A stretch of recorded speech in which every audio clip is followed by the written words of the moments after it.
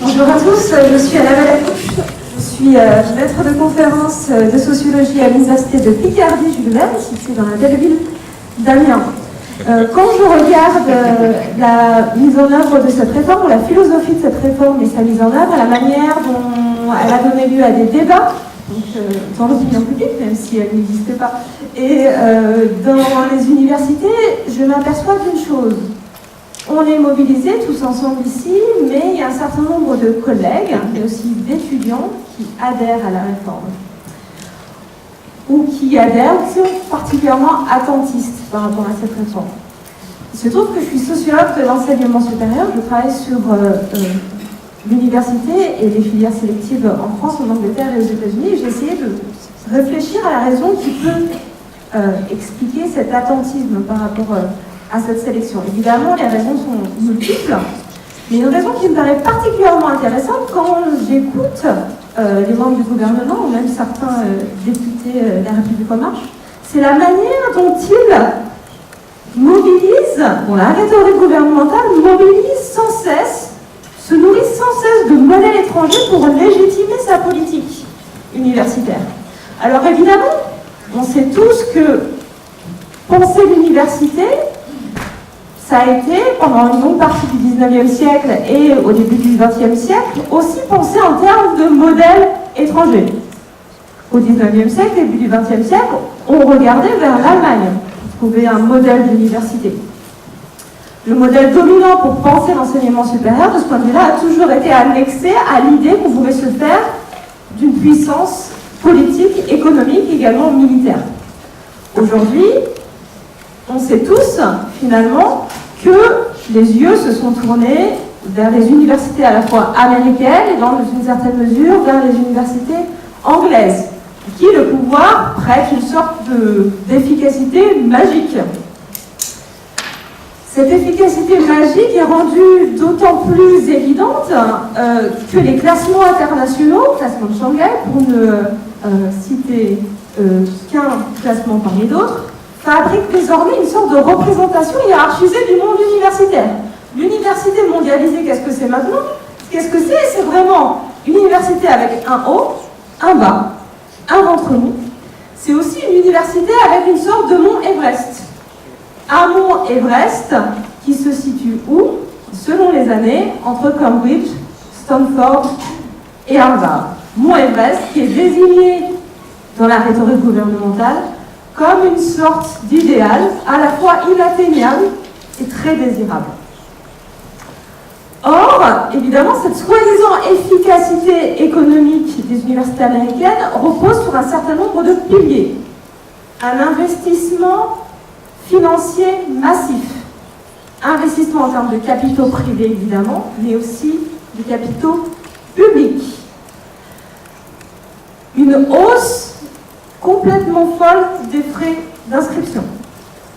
Mais aussi, elle repose, cette efficacité, sur une sélection scolaire absolument drastique. Elle est pratiquée, cette sélection scolaire, qu'elle repose sur des tests type SAT, psychologistique ou psychotechnique, ou sur l'examen d'un dossier. Cette sélection, elle est pratiquée par 94% des établissements aux États-Unis. Que ces établissements soient publics ou privés. Donc vous comprenez à quel point le modèle américain est utile dans la rhétorique gouvernementale pour légitimer la sélection à l'université française, dans l'université française. Comme je vous l'ai dit, il se trouve que je suis sociologue de l'enseignement supérieur et que je suis aussi comparativiste. Je me suis dit, allons voir un petit peu ce qui se passe dans la réalité, dans les pratiques des établissements en Angleterre et aux États-Unis. En fait, on s'aperçoit de deux choses. Premièrement, faire reposer l'efficacité du système universitaire sur la sélection a toujours un coût social. Faire reposer l'efficacité du système sur la sélection scolaire a toujours un coût social.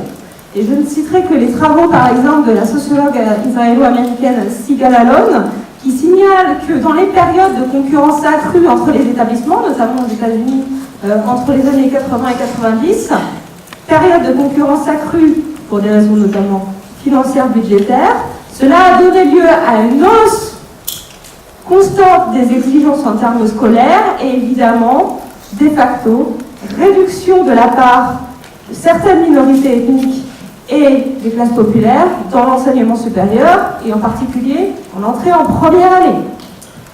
À niveau scolaire égal, elle note une baisse de 10% de participation de ces publics en licence dans cette période-là. Donc il y a une articulation à penser entre mise en marché, marchandisation de l'enseignement supérieur, hiérarchisation de l'offre, évidemment demande scolaire qui est suscitée par cette hiérarchisation et coût social de cette réforme-là. Donc de ce point de vue-là, les États-Unis sont un modèle intéressant, mais ça ne va pas dans le sens du gouvernement. Deuxième enseignement, les pratiques soi-disant efficaces ou présentées comme efficaces dans ces pays, que ce soit en Grande-Bretagne, en Angleterre et aux États-Unis, changent en fait continuellement. On nous vend constamment un modèle anglo-américain qui serait monolithe, qui ne changerait jamais. Et en fait, quand on regarde la réalité des pratiques, ces modèles-là changent continuellement, y compris dans le sens inverse de ce qu'on nous vend. Et c'est le cas, par exemple, de la réforme du baccalauréat, qui est en fait un des piliers, comme vous le savez, de la réforme des attendus. Pour le dire en quelques mots, mais les collègues l'ont déjà dit, en France, on nous dit qu'il serait important de mettre en place un lycée désormais modulaire, individualisé et centré sur l'orientation. L'élève choisirait ses matières à la carte et non plus selon un menu prédéfini. De même, fini les épreuves du baccalauréat.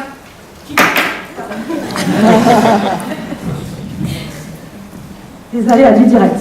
Fini les aléas du baccalauréat en épreuve terminale qui coûtent trop cher, mais on mettrait plutôt en place un contrôle en cours de formation. Or, les Anglais mettent déjà en œuvre ce genre de mesures. Et qu'est-ce qu'on s'aperçoit en regardant un petit peu les pratiques des collègues en Angleterre? C'est qu'ils ont parfaitement identifié le problème qu'on souligne avec la réforme du baccalauréat. Les meilleurs élèves, qui sont souvent les plus favorisés, anticipent dès le début du lycée les options qui seront les plus prisées par les universités et par exemple les options mathématiques. Et toutes les options, toutes les matières qui sont situées en haut des hiérarchies disciplinaires. Les autres élèves, les moins favorisés, font des choix moins risqués et se fermeront de facto des portes n'ayant pas choisi les mathématiques. Conclusion, depuis 2015, que font les Anglais? Eh bien, il faut machine arrière. Ils reviennent vers un système fondé sur plus de troncs communs et plus d'épreuves terminales qui sont jugées au final plus efficaces, y compris économiquement. Dans tous les cas, ce qu'il faut retenir de la comparaison avec le système américain et le système anglais, c'est que même pour les anglo-saxons, la sélection est loin d'être une évidence. Merci beaucoup.